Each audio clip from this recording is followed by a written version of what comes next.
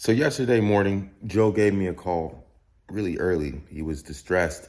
He woke up to a message talking shit about me. I don't know why someone decided just to send him a early morning message, like 5 in the morning, talking shit about me. But that's a whole different topic, not really for this topic of discussion.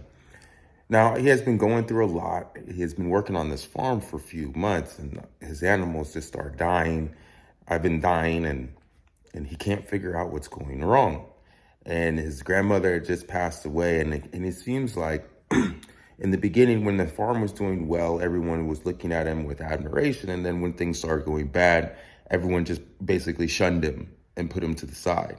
Now, I'm sure each and every one of us have been through something like this. Maybe it's not exactly the same, but at least close enough to where we all can relate. We're going to go over a little snippet from my struggle. Now, after I heard him kind of discussing, I found the perfect paragraph for him. After reading it, like if you listen closely, it's kind of hard to understand him, but he says, "Give me a minute. I can't talk right now." When he started discussing, he had to hang up the phone because he was getting a little bit too emotional. So I gave him some time to gather himself, and then that's part number 2. So with no further ado, please enjoy. Now, again, we discuss a little bit more than just the topic because someone woke him up first thing in the morning talking shit about me. That is what led us into family and people kind of backstabbing, and we talk about what we see in soap operas. So again, with no further ado, let me present the gift I wrote for you. So all 4 grass cutters that I bought died. I hate to say this, but at least you know now. Better that it's on a small scale than a big scale. I know this sucks to say, but No, but that's the truth. It's true because I started with 5. I started with 5, right? And I didn't think one was even going to die because the person I bought them from didn't tell me about their mortality rate. I've never done grass cutters, right? So I didn't know why, but I'm sure there's a reason why they all died that I don't know yet. And maybe even the person I bought the rabbits from and the grass cutters from doesn't know yet. And I called him and I told him that the animals were dying, and I don't even know the reason why they are dying. And he couldn't tell me anything. All he said was they don't just easily get sick because they are always on their diet is always leaves. I woke up and I had a bad message. Let me show you the message your nigga sent me. I don't know for what reason he would say I kind of message. This is what I woke up to see. is that what Jonah sent you? Exactly what he sent me. And look, he fucking pissed me off because he actually ruined my day. You see, when you wake up with a positive like energy, mostly follows throughout the day. But then I woke up and then the first message I saw was this. Yeah, I'm not fucking with Eric. He don't have his mind straight. So I'm out. I'm not wasting time. Sorry. Like, it's not like I asked him for something or I told him to do anything. I don't know why. Whether he's No, I don't, because he sent me these, right? Let me show you. He sent me these pictures, and I said, this is literally what I said. Better ask Joe and Michelle, but Carolina Blue in it. And then he was like, "Nigga, I'm not fucking with you." And I was like, "Sounds good." Oh, so after he sent you the text, he sent that to me. This is what I'm saying, Joe. No, but he doesn't have his head straight. No, I don't know why he keeps asking me if I like the design when I keep telling his ass fucking ask you and Michelle. Is his problem having to go through or having to just show it to Michelle and I just to say, oh, this is nice or something? That's his problem. I mean, nigga, I don't know. You know what I'm saying? Like, that's not my issue. You know what I mean? That's not my issue. It ain't got shit to do with me. Then I don't see what the fucking problem is with me saying, ask them. Mm-hmm. But you do it to me sometimes. You ask me to ask them, and that's what I do. You ask me to maybe talk. Sometimes you ask me to talk to someone else. Like you having me talking to Jonah, right? Mm-hmm. It's not what everybody would like, but if you still want to be a part of the big family and then work with everybody, then you have to, because it's a team. It's fuck you make money. But that's what I was telling you, that not only women are possessive sometimes. Men can even be possessive, right? Men can even be possessive because it's like everybody wants to be either directly under Eric, or everybody wants to give instructions when Eric is busy or is not around, right? So someone having to go through someone. People always come and go, right? But Eric and Joe, We're still gonna be fucking with each other in 20 years. No matter how many times I want to get rid of you, you're like a dog. You keep coming back, and you probably say the same thing about me. Eric, I love this now. There were times when you had to tell Joe maybe 3 or 4 times before Joe would do this. But I love this now, and I don't know. I want to do it. But sometimes when you are ready, things go the other way, right? When you think you are ready, you want to do shit, then things come in your way. Then it makes you look as if maybe you don't want to do it or something. I mean, I understand what you're saying. Like now that I'm prepared, I think I'm prepared. Things are just falling apart.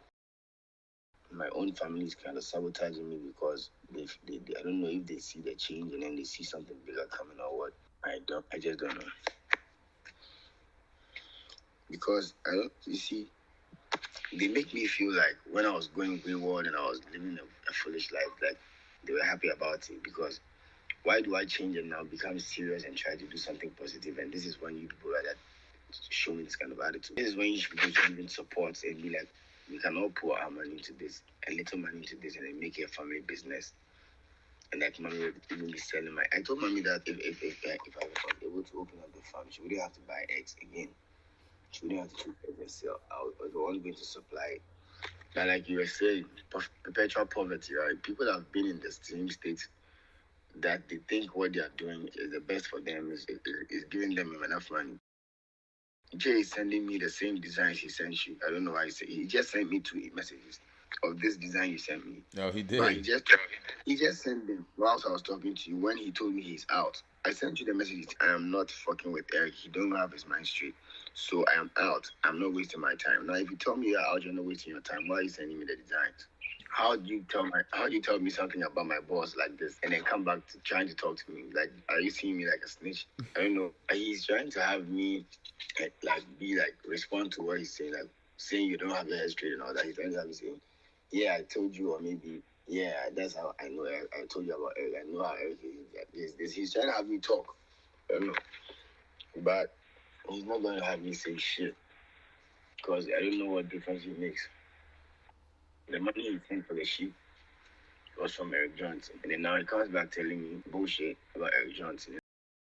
Hey, because this is a good quote out of the book for what we've been discussing. 2 birds with 1 stone, Joe. 2 birds with 1 stone. So how we can show that the book relates to what you're talking about. You spoke about me having to do all the videos for the advertisement of the book, and I don't know why it was my struggle you chose. But after you sent me the video of me making an advertisement of the book, I realized what you were talking about. This even puts me a little bit in your shoes when it comes to the title My Struggle, right? You can see it clearly. You're not here, but you know, like if my phone could do, I would take a video and show you what my plantains look like. They're all down.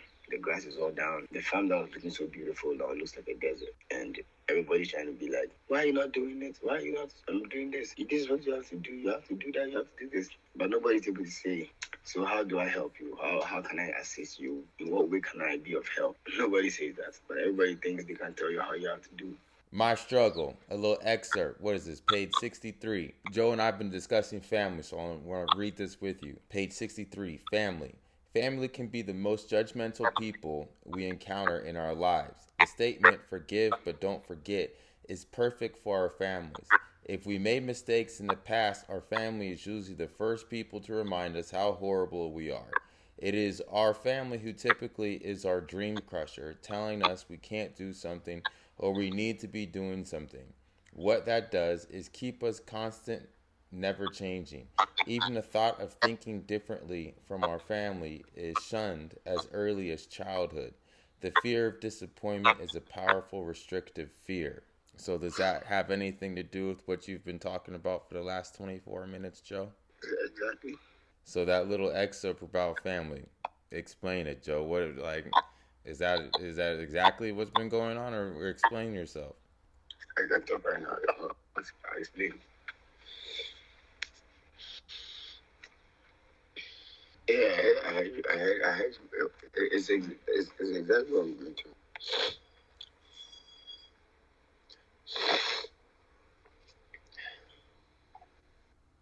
So we know that family is going to be judgmental, right?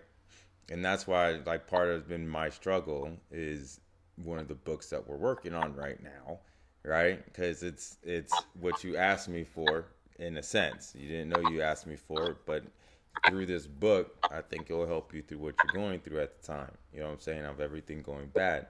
Like, we What page? know about family. We know that they're going to be What page? judgmental. What page did you just read to me? 63. I'm going to try my best and master this off head. I'm going to try and then capture this in my brain. Like, I'm going to recite it till it sticks in my brain. Do you know what I'm going to do? What? I'm going to read it on my grandmother's funeral and have it recorded. I'm going to read this thing at my grandmother's funeral for a reason. I'll read it. I'll read it loud, and nobody will know that this is part of what my speech is going to be. Nobody knows I'm going to give a speech at my grandmother's funeral. But I'm going to give this speech because it's painful. It's very painful when family does that to you. Very painful. It's hard for me to talk right now. Like, right when you started reading that, tears started dropping from my eyes. Right when you started reading it, like, it sounded like you are looking at what is going on between me and my people. It's exactly what I'm going through. It sucks. Like, even though this is not any money compared to what you do, I had to work a lot to get this done. I put in a lot of work. But when your own family does not support you,